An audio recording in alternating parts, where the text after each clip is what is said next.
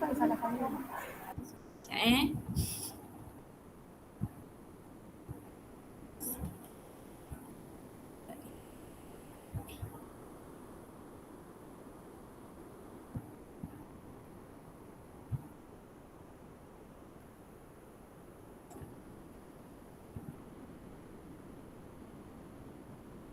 Sekejap. Sekejap.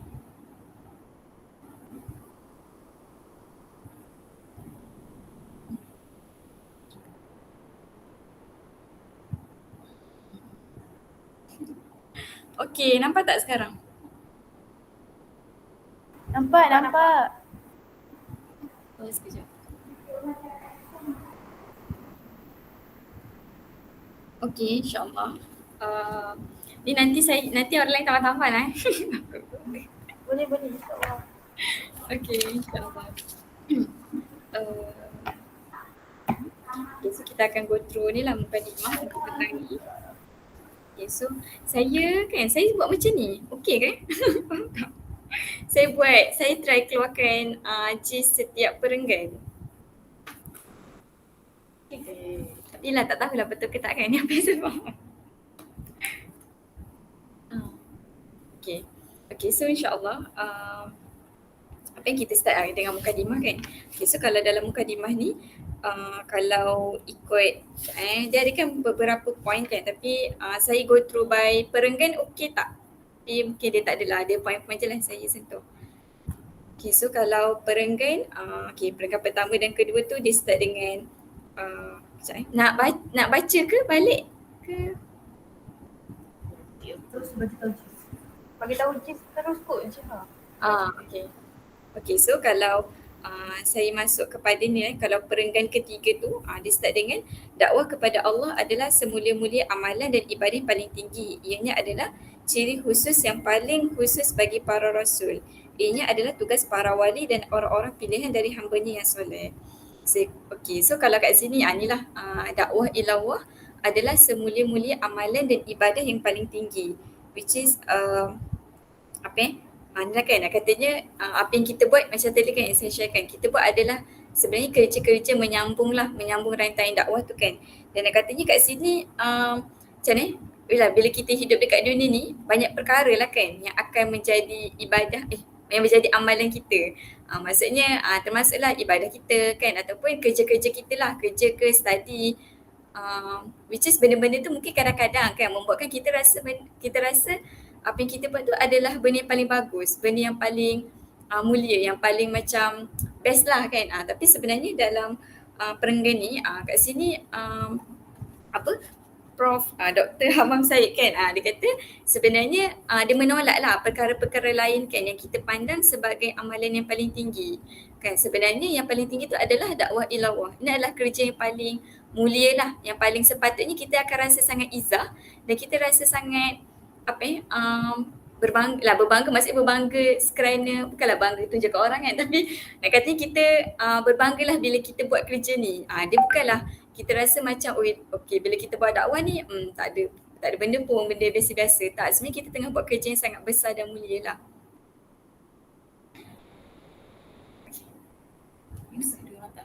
Oh, tak nampak. Sekarang nampak? Nampak.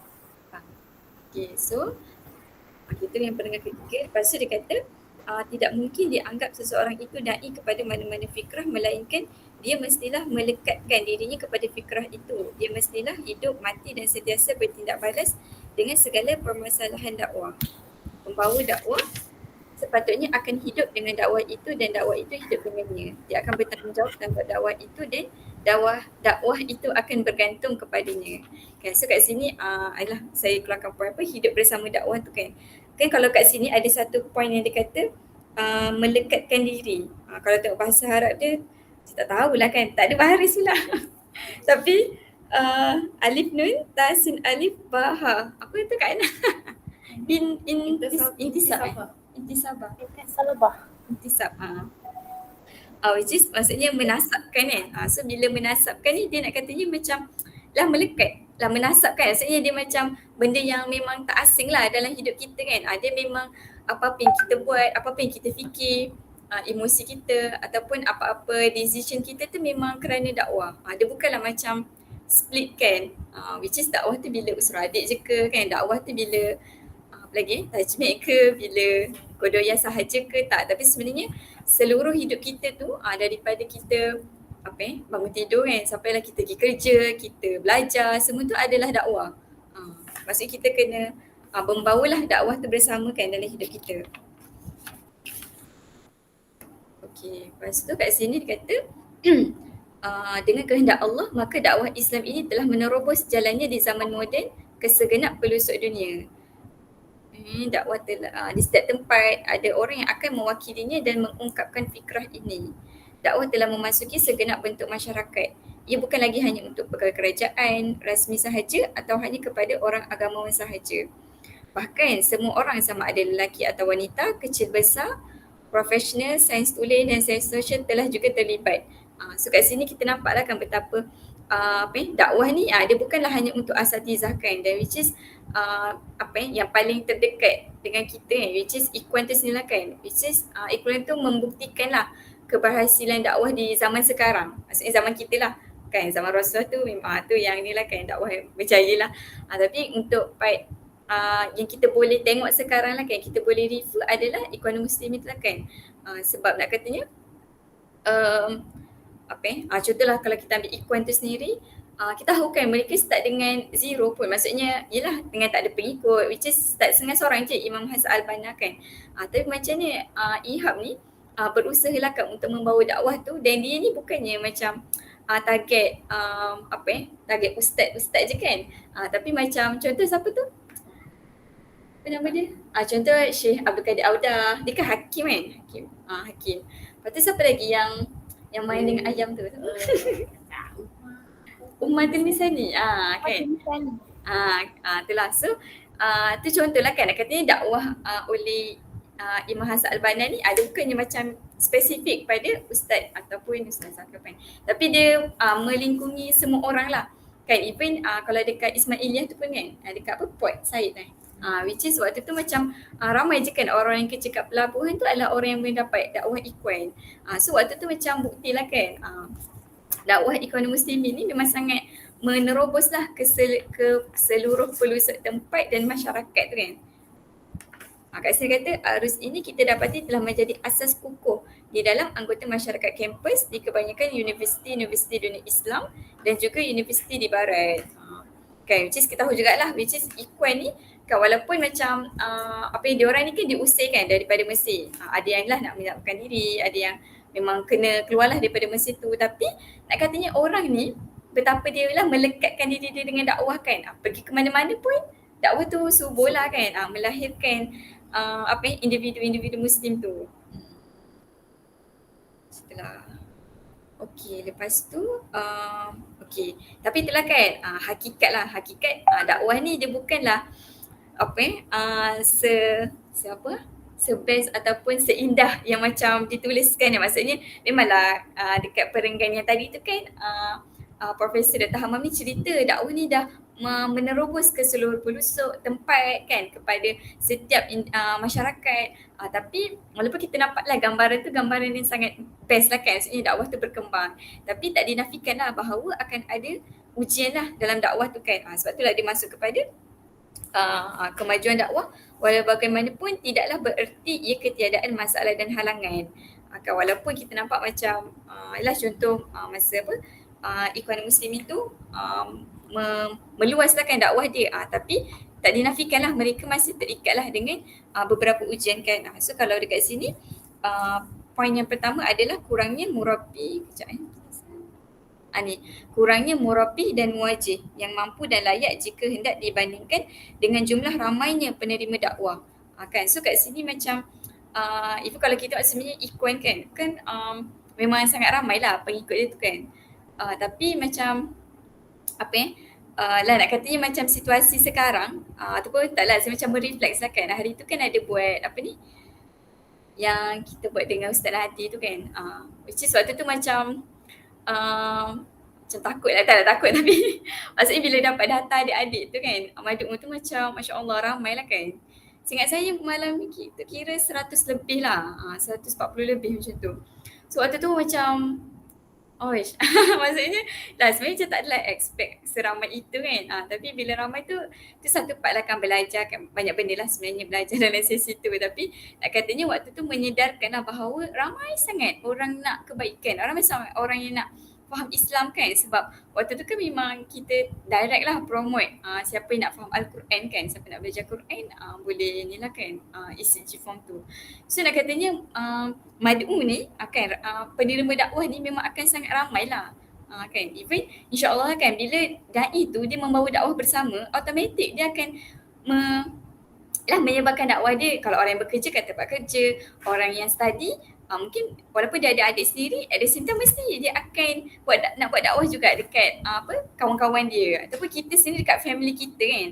Tapi itulah kadang-kadang dia agak terlimited lah kan dengan tenaga tu lah, tenaga murabi dan muajih ni yang betul-betul boleh mentarbiah dan juga orang yang boleh menghalakan kan.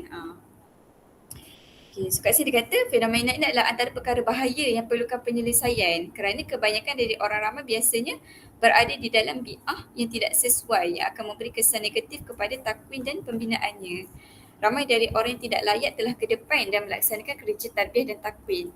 Mereka telah memberikan pendapat dalam perkara-perkara yang penting disebabkan ketiadaan orang yang layak. Kan, so kat sini mereflect lah kan diri sendiri. Maksudnya macam contohlah kan kita yang maksudnya bukannya daripada background agama, itu dia bukanlah patutnya tak menjadi alasan, tapi itulah one off kan, halangan tu lah kan. Bila tak ada background agama, so mungkin banyak benda lah yang kurang kan dalam diri kan, macam fit ke ataupun macam pemahaman terhadap Al-Quran tu sendiri kan. Takut macam tadabbur je kan. Banyak benda lah yang kurang yang menyebabkan mungkin kita nak sampaikan tu tak hit kan, padahal dia ada message yang lebih tepat macam itulah. Tapi disebabkan itulah kan kurangnya murabi dan muajih yang layak tu, so yang berada dalam maksud kita kan, ataupun yang saya pernah dengar juga point ni adalah orang yang macam contohlah macam Siti Kassim, maksudnya orang yang dia apa nama dia, speak out outspoken. Maksudnya dia bagus dah, dia ke depan. Tapi dia bukannya membawa fikrah Islam. Macam itulah, dia membawa fikrah lain lah kan. Macam itulah. Okay, lepas tu poin kedua adalah kekurangan program.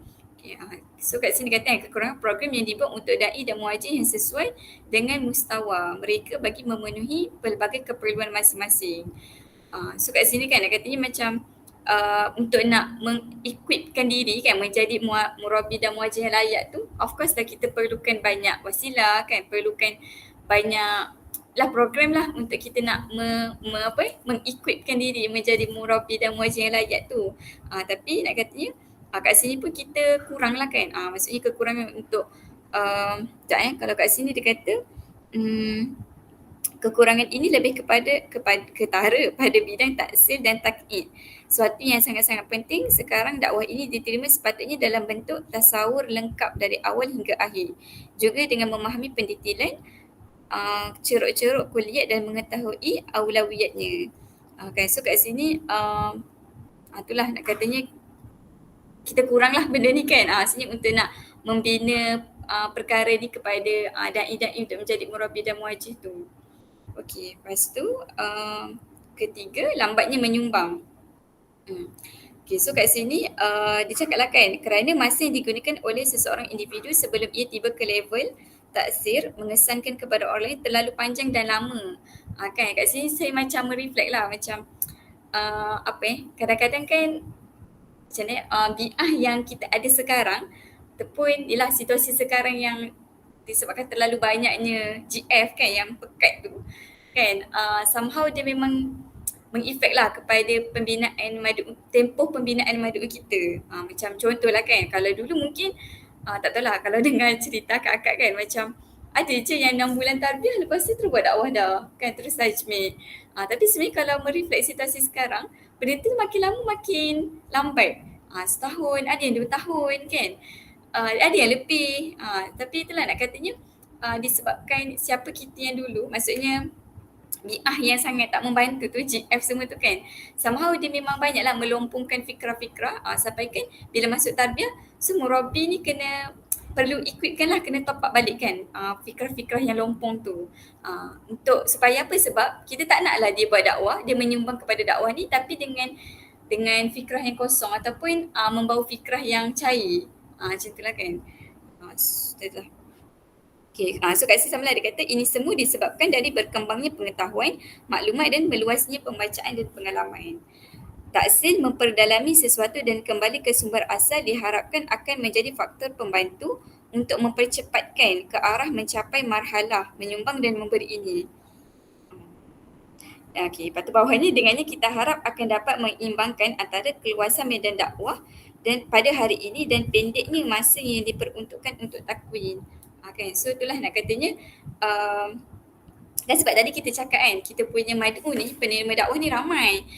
Tapi bila orang yang dah masuk, dia lambat menyumbang, dia jadi tak balance. Ramai mad'u tapi tenaga tu tak ada kan. Tak balance lah. So sepatutnya kita kena seimbangkanlah benda ni kan. Keluasan medan dakwah dan juga dengan memendekkan masa, maksudnya cepat menyumbang tu supaya dia balance. Kan. Dan kat sini dia kata tak lain tak bukan adalah dengan memperdalami sesuatu dan kembali ke sumber asal. Maksudnya okay, nanti mungkin ni nak minta Kak Ana ni lah. Apa? Okay, itulah. Lepas tu otak yang taksil, memperdalami sesuatu dan kembali ke sumber asal. Itu maksudnya Quran Betul. Okay. Apa ni, halangan ni berlaku jadi daripada mukadimah tadi dia cakap tu kan. Apa mindset yang tadi tu? Sebelum dia cakap halangan. Oh, sebelum masuk halangan Dia cakap apa? Jadi kena kadang-kadang kena tarikkan balik tu. Macam contohnya dia cakap kan ramai dah orang yang minat dengan fikrah ni kan. Tapi ada masalah pula. Inilah masalah dia. Dia nak cakap ramai orang yang dah berminat tapi tak ramai orang yang mampu untuk menyambut ni. Ikutkan macam tu lah. Sekarang ni masalah ni, kenapa dia nak tulis buku ni disebabkan oleh masalah orang yang nak mentarbiyah sekarang ni. Orang yang berada dalam tarbiyah tu. Orang yang nak mentarbiyah. Orang yang berada mungkin ramai. Tapi dia tidak dilatih untuk jadi murabi. Jadi ini sebab tu dia tulis buku ni. Untuk kiranya buku untuk ke arah idad murabi, inilah bukunya. Sebab tak ramai orang yang dia mungkin nak buat tapi tak tunjuk cara lah. Kalau macam kadang-kadang kita rasa kenapa dia tak buat, dia tak settle why kan. Tapi kalau buku ni kita tengok dia ada mengkombinasikan kedua-duanya, why dan how. So far kalau saya baca dia menggabungkan lah.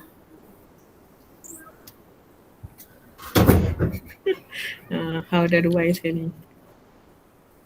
Tapi ikut bab lah. Jadi dia walaupun dia kata prinsip dan dia adalah tak ikut turutan. Kalau ikut prinsip dia tak ikut turutan kan. Tapi kalau kita tengok bab 1, 2 tu dia mau kepada why lebih banyak lah. Bab 1, 2, 3 tu. Kalau kita tengoklah buku ni. Kalau Ustaz, kalau perasan kalau prinsip dia tak ikut. Kalau torik dakwah dia ikut turutan. Jadi buku ni dia datang daripada masalah yang dia cakap kat tadi tu, iaitu ramai orang dalam usrah tapi tidak jadi seorang pembina. Sebab apa? Sebab murabi pun ada masalah. Program-program untuk memantapkan kemurabian pun tak ada. Ini masalah-masalah yang berlaku lah. Lambatnya menyumbang. Kakak, maksudnya kekurangan program tu dia maksudnya dia memang tak buat lah. Kan ataupun buat je tapi mungkin faktor-faktor benda yang macam hadaf tak kena ke apa ke mempengaruhi juga Kak? Mempengaruhi maknanya murabi tu ada masalah jugalah. Sebab hadaf tak kena kan. Contoh murabi pun tak tahu nak bawa adik ke mana dan dia akan bawa adik kan. Jadi tak kena. Contoh dia tak tahu nak bawa adik dia ke mana Kadang bila daurah, orang lain yang mengisi, dia pun tak mahir sangat bahan tu. Jadi nak bawa bahan tu ke mana? Pertama, mood sebelum nak daurah, dia kena bawa dah mood adik dalam daurah tu. Sebelum daurah lagi dah kena bawa dah mood tu dalam likop. Lepas tu dalam daurah, macam mana dia get back selalu dengan adik dia. Kan? Kalau dia tak tahu bahan tu nak ke mana, kalau macam saya kan, saya tak kisah adik usah saya pergi dapat pengisian siapa-siapa pun. Adik tu tak matang ke, tak reti menyampaikan, saya lantak lah. Yang penting saya tahu bahan tu nak pergi mana. Saya akan tekankan balik. Saya akan, kalau orang tu tak tekankan, saya biar je, saya tak marah pengisi. Saya suka je mengisi baru pun tak nak masalah. Ada setengah lokaliti dia memang jaga. Memang pengisi yang power-power je boleh mengisi kat lokaliti tu. Kalau bagi saya tak ada masalah. Siapa mengisi pun tak ada masalah. Yang penting saya yang tahu adik saya. Saya yang tahu bahan tu bagaimana. Nanti bila dah, kadang-kadang ada satu daurah ni yang kita dapat, adik saya pergi muktamar contohnya. Muktamar ni bahan penting. Tapi orang dapat mood dia selalu muktamar. Muktamar mood ramai. Ramai-ramai. Tapi bahan penting. So bila balik, hampir sebulan tekankan balik poin-poin dalam muktamar dalam usrah. Macam tu sekali. So yang penting tak ada masalah. Kita nak tekankan ada apa. Tapi masalahnya adik yang kita ni action moral ni kita pun tak tahu nak ke mana. Nak cepat ada apa. Dia patutnya kedua-duanya. Contohnya kebersamaan. Itu tak boleh jadi ahdaf. Kalau Syekh Hamid cakap, ada 3 perkara yang tidak boleh jadikan ahdaf. Syekh Hamid cakap ada 3 perkara yang tidak boleh jadikan ahdaf. Pertama, ukhuwah kerana Allah. Sebab benda tu memang akan dapat. Akhwat kalau bertemu dengan akhwat memang akan dapat ukhuwah. Kedua, akan bertukarnya pengalaman. Itu tak boleh jadi ahdaf. Tapi kadang-kadang ada orang bagi ahdaf. Maknanya akhwat tak berguna. Pengalaman. Bertukar pengalaman. Ni masalahnya mikrofon aku kena cabut. Ada orang nak sibuk nak dengar. Kau bukan nak dengar kat luar ke? Apa tu? Kak Nisa ke tak? Kak Anum ke tak? Kak Nisa aku nak cakap macam tu. Tak berani lah. Nisa mana berani. Kat luar kan. Budak ni suka menyelit kat mana dia suka. Kenapa kau tak dengar kat luar? Okey kata. Gaduh.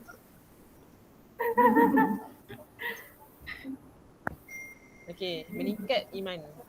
Akan berlaku peningkatan iman. Tadi apa? Ingati Allah kan. Akan meningkat keimanan dan bertukar pengalaman. So tiga-tiga tak jadi ahdaf. Memang akan jumpa. Memang akan dapat. So bila muktamar memang akan dapat tiga-tiga benda tu. Tapi diorang dapat tu lebih. Sebab memang mood muktamar. Tapi sebenarnya muktamar kalau ikutkan ahdafnya dalam wasilah tarbiyah perangkat tarbiyah Ikhwanul Muslimin, muktamar adalah untuk menstandardkan kefahaman kepada semua lokaliti yang ada. Dia bukan untuk dapat mood ukhuwah tu. Itu memang patut dapat setiap kali berjumpa. Itu contoh antara masalah yang berlaku bila datang. Itu contohlah. Sebab bahannya tidak mampu. Sebab tu kadang-kadang kalau muktamar, siapa yang mengisi? Mesti kakak yang power. Ataupun Ustaz Salam biasanya. So biar. Jadi dia nak utamanya bahan tapi diorang bahan tak dapat. Dapat ukhuwah pula. Contohnya. Itu antaranya kadang kekurangan program. Kadang-kadang program dah ada. Ahdaf tak jelas. Robi pula tak tahu nak counter apa. Selalunya orang mindset apa dalam isu pembinaan bila pegang adik tajmid makan masa banyak. Kan? Contoh orang kata kakak ni sibuk lah biar dia pegang takwin lah. Ya Allah, takwin lagi banyak kena pakai masa. Takwin ni kita kena usrah dia satu, katibah program dia satu, adik dia ke bawah satu lagi, diri dia sendiri personal berbu lagi satu hal. Sebenarnya pegang takwin lagi banyak masa kena ambil daripada pegang tajmid. Masa nak kena kuatkan fikrah lebih banyak. Untuk tajmid, kita banyak masa bersama dia. Untuk dia lekat dengan kita, itu lain. Kedua-duanya perlukan masa. Kan? Jadi kalau mindset setengah lokaliti, kalau kakak ni sibuk bagi dia pegang takwin, memang hancur lah takwin dia tu. Contohnya, kan contoh. Kak Ana, Ah, Akak Asyik boleh speaker mic kita orang tak tahulah, mic akak kot. Tiba-tiba mic Apa? akak. Kita orang tengok okey je. Kita orang dengar tapi dia slow. Tadi macam okey. Ya, Jiha dengar okey je. Okey ke? Okey lah. Okey ke? Boleh je cuma kena dekat macam ni lah. Tapi boleh cakap terus. Tak salah. Ini cuba kuatkan full speaker tu. Cuba buatkan full. Okey. Okey tak ni? Okey akak. Dah.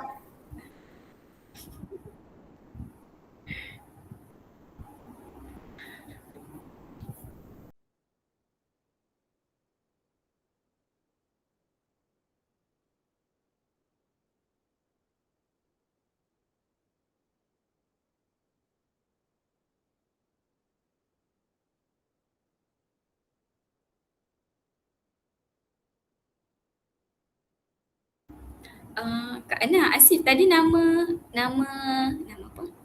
Nama tokoh yang cakap tu apa? Yang cakap Syekh Hamid. Siapa Syekh kan Hamid dia? Syekh tu siapa? Dia adalah seorang ikhwan yang dihantar ke Malaysia untuk membetulkan tarbiyat ikhwan. InsyaAllah. Dia memang orang ikhwan yang dihantar. Ikutkan kalau dalam jemaah siapa ikhwanisme yang telah diiktiraf oleh ikhwan dekat Malaysia adalah Ikram. Diiktiraf. Apa kak? Kita tak ada masalah isu iktiraf. Tak iktiraf pun tak apa. Ikhlas yang penting. Awak tak aman. Betul lah aman. Okey kakak nak sambung? Jadi kena faham mood tu lah. Mood tu okey, faham? Sebab itu neraca tu kena betul. Kenapa sebab dia tulis. Supaya kita boleh cerita macam-macam. Dia kadang-kadang berkenaan dengan kita punya keadaan semasa. Tapi kita jangan lupa kena tarik gist utama buku sebab dia menulis tu lah. Kemudian baru kita boleh goreng suka hati kita lah. Kadang-kadang mengikut keperluan lokaliti. Kadang-kadang mengikut apa yang kita pernah lalui. Itu tak ada masalah lah. Tapi kiranya konsep TOT ni akan berlaku macam mana? Macam ni lah. Korang seolah-olah akan mengisi. Macam tu. Macam tu lah kak. Ingatkan ringkasan-ringkasannya. Ringkasan, itulah kan nak. Itu yang kita orang plan lah. Tapi kalau nak ringkasan bolehlah lepas ni ringkaskan. Tak tahu. Korang biasa buat macam mana?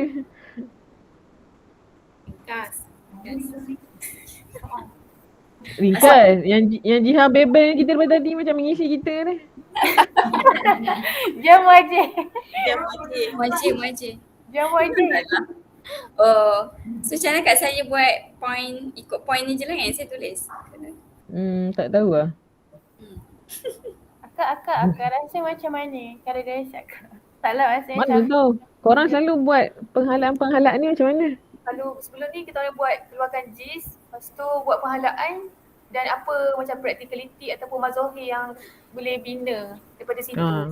Jadi bentuk dia ni dia memang macam style mengisi kita. Jadi saya pun tak tahulah korang punya style macam mana. So macam mana kita maksudnya saya habiskan contoh dia lah kalau dekat apa ni ujian kalau dekat ujian tadi tu terlakan poinnya kak. Maksudnya orang yang berada dalam dalam tarbiyah ni lah. Bukan orang yang berada dalam tarbiyah, orang yang nak mentarbiyah kan. Maksudnya ramai dah kita punya penerima dakwah tu. Sebab apa dia cakap tadi kan, ada golongan petani, ada golongan ni, betul? Betul. Kan macam-macam. Sebab tu kita kata ramai, banyak nak, tapi siapa yang nak tampung? Kurang. Macam tadi mukadimah tu pun cantik kak. Bila kata tiba-tiba ramai kan. Tapi rupanya tak kuat pun. Contoh kita orang tajmid kat sini buat kelas Jepun, 60 orang. 60 orang datang. Kan 60 orang datang tapi bila next akhirnya ada 30 je. Maknanya kita orang sendiri pun tak mampu. Bila contoh satu sesi 15 orang datang, saya sendiri pun borak dengan 3 orang je dapat. Kita ambil tenaga ada 5 contohnya. Saya dapat 3, seorang dapat 3 contoh borak. So kita hanya dapat beberapa. Kalau dah nak follow up lepas tu ada dapat sikit juga. Lepas tu sebab tu jadi kurang. Contohnya. Yang kita pun terkejut kan, ramai kan budak-budak alah nak belajar bahasa Jepun kan.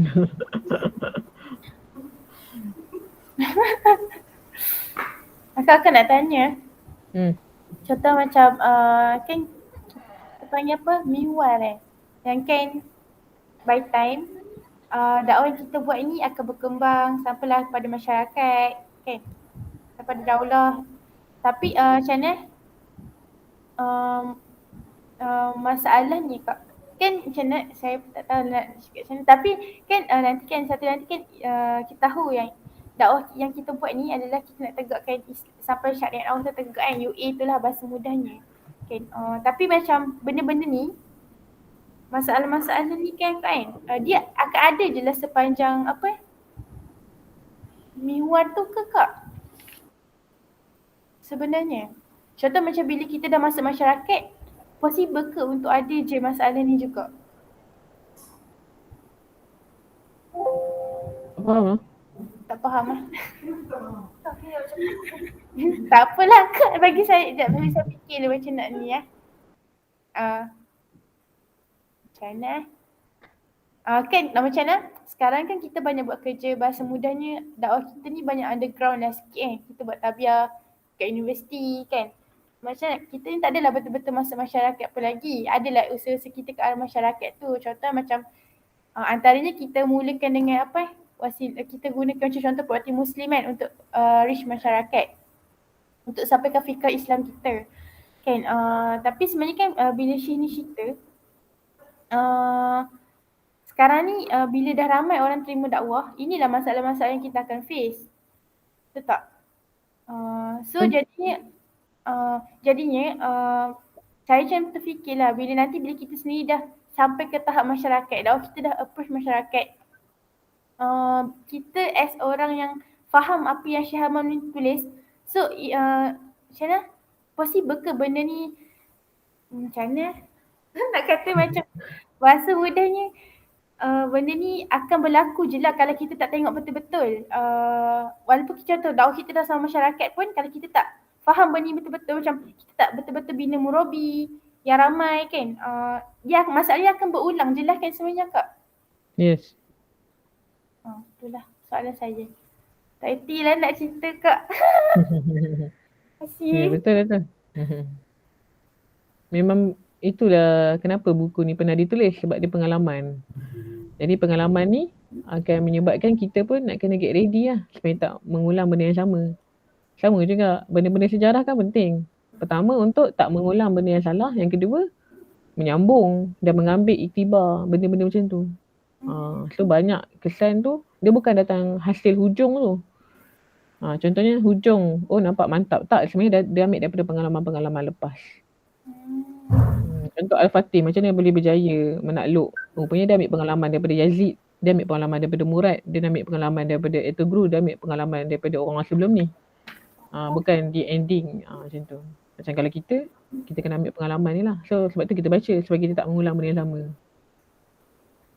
Ada satu hari tu, saya tiba-tiba bila kita dah buat dakwah ni, saya tiba-tiba terfikir sesuatu benda tau. Itu satu konsep ni terhadap adik kita ni, dia perlukan masa. Sebab saya tengok adik saya ada 4 kali sesi topik yang sama, dia macam tak faham tau. Tapi bila yang kelima, dia dapat topik yang lebih kurang sama, penekanan sama, tiba-tiba dia faham terus yang keempat-empat tu. Faham tak? Masya-Allah. Jadi bila saya baca buku QD ni, rupanya ada. Maknanya itu jumpaan saya dah terlambat sebab saya tak baca buku ni awal.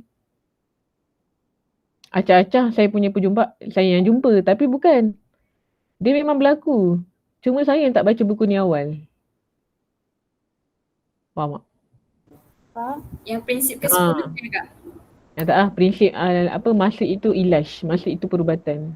Elemen masa. Masa itu mengubat, elemen masa tu. Kan contohnya. So saya pun faham konsep tu. Tapi rupanya dekat dalam buku ni ada. Alah, kalau saya baca awal-awal mesti saya dah tahu konsep ni kan. Contohnya. Tapi Macam tu cakapnya lah. boleh buat fake baru. Tambah prinsip. Dia bukan fake baru. Eh. Memang fake tu. Cuma Taklah. saya yang lambat baca. Faham. So nak cakap semua benda yang dia buat ni, yang dia tulis ni memang secara sunatullah dia sama. Memang akan berlaku juga. Cuma sebab kita malas baca, malas borak dengan kakak sebelum ni ke, benda tu yang menyebabkan ulang lagi benda yang sama. Menyebabkan kita lagi lambat. Patutnya pengalaman lepas menyebabkan kita lebih lagi meringkaskan. Lebih muntis contohnya. Hello? Hello, Kak, tempat Kak Ada. azan ni? Tempat Kak azan ni? So, Kak tunggu dulu lah sekian sekejap Macam mana?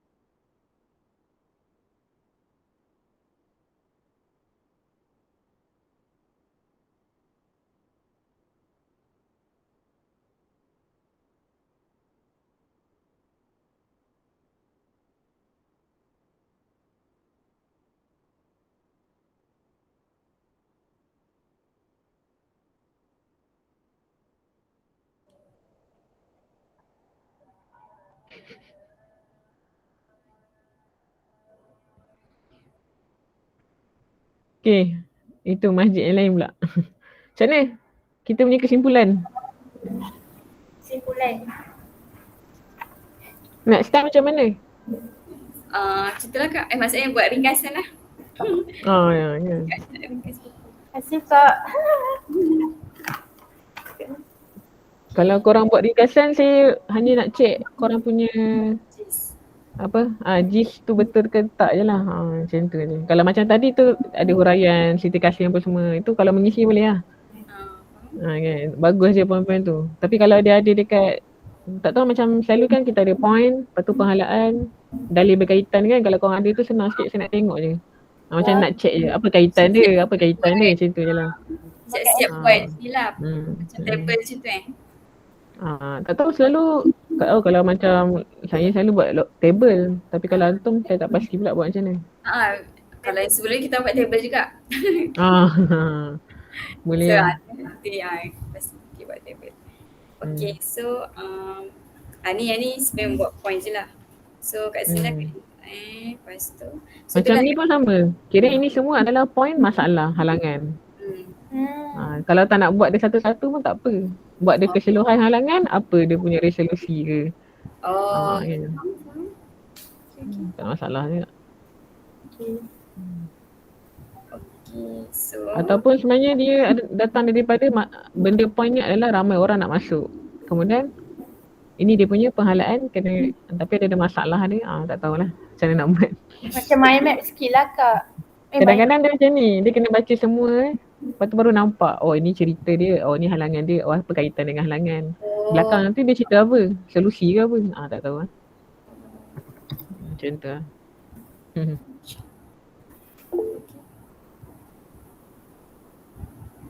Boleh? Okay. Macam tu lah kan. So itulah nak katanya. So sebab itulah kan banyaknya halangan dakwah ni menyebabkan kita berinisiatif lah untuk berstrategi. Kan bukannya sekadar buat je lah. Okay, lepas tu kat sini saya punya point-point.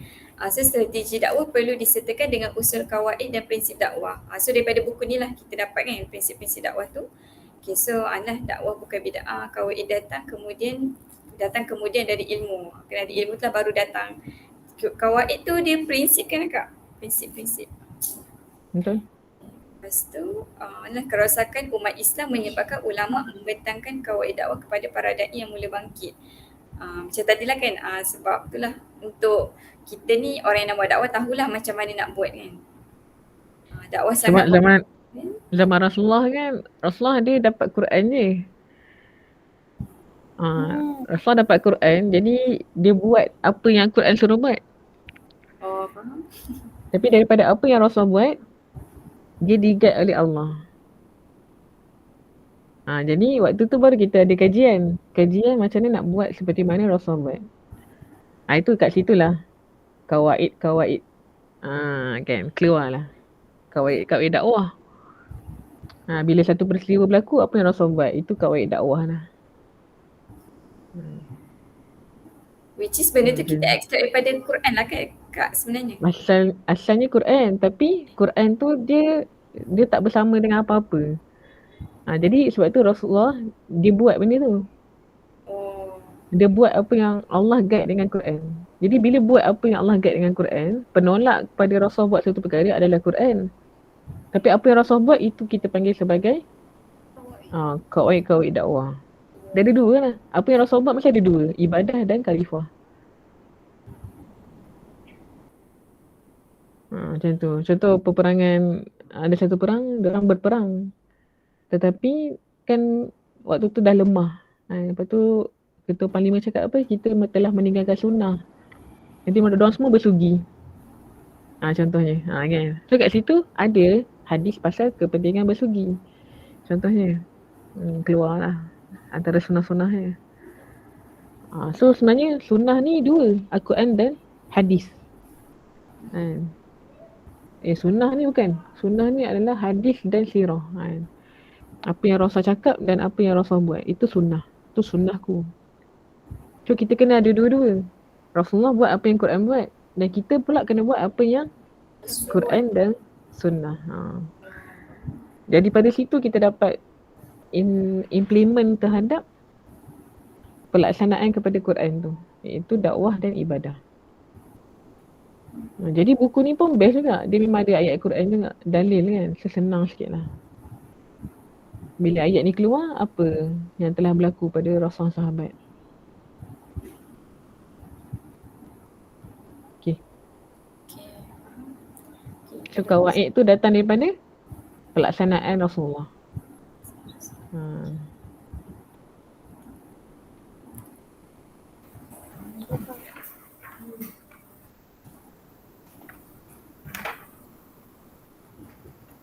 Ada orang baca Quran tapi tak buat dakwah. Itu yang salah. Tu salah neraca. Sebab neraca masih buat ibadah dan khalifah. Macam budak-budak kat Al-Azhar ni lah kan. Dia baca kitab macam-macam. Tapi dia sangkut kat ilmu je. Dia tak ada dakwah. Tapi saya pun tak salahkan diorang. Sebab diorang tak ada medan. Sebab semua budak baik. Dia nak dakwah siapa? So Lala saya kata, tak apa lah, awak baca kitab kat saya. Sekarang saya tengah ni suruh budak tu baca kitab ni. Ni kita nak akan guna untuk dalam tarbiyah kita. Tak ada dalam bahasa Melayu lagi. Diorang boleh baca kitab tanpa baris ni. Mantap. InsyaAllah, hebat ya. Kita tak pandai ni. Kita boleh baca mukadimah. Mukadimah.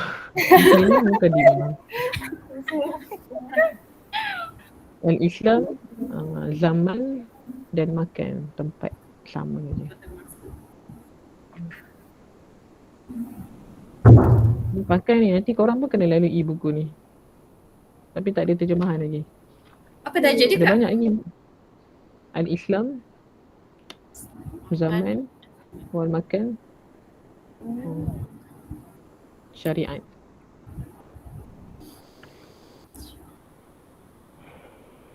Okay. Itulah. So insyaAllah tujuan penulisan Silakan. Oh akak, maksud takyid dengan taksil ni apa kak? Dia dekat perenggan kat muka surat tu. Nanti saya cek balik. Okay. Sebab yang ustaz pun dia tak cakap jelas sangat kan kalau recording tu. Tapi dari sudut perkataan tu, nanti saya tanya budak-budak Azharian. Okay. InsyaAllah. Okay. So insyaAllah itulah setakat ni kita punya TOT untuk mukadimah kan. So insyaAllah jazakillah khair Kak Ana. Okay. Akak okey lah yang waktu macam ni setiap Ahad. So far boleh lagi lah. Right. Akak kalau ada apa-apa nanti beritahu je lah kita orang susun. Okay. Okay, insyaAllah. Jazakillah khair. So nanti kita sambung prinsip pertama lah kan? Kita buat cara yang kita bincang tadi lah. Boleh terus buat macam tu lah. Tapi tak apa, nanti kalau kita buat macam tak kena, nanti kita renovate balik. Boleh. Renovate lah. Improve. Structure. Okay, so insyaAllah kita tangguhlah dengan tasbih kifarah dan suratul A'la.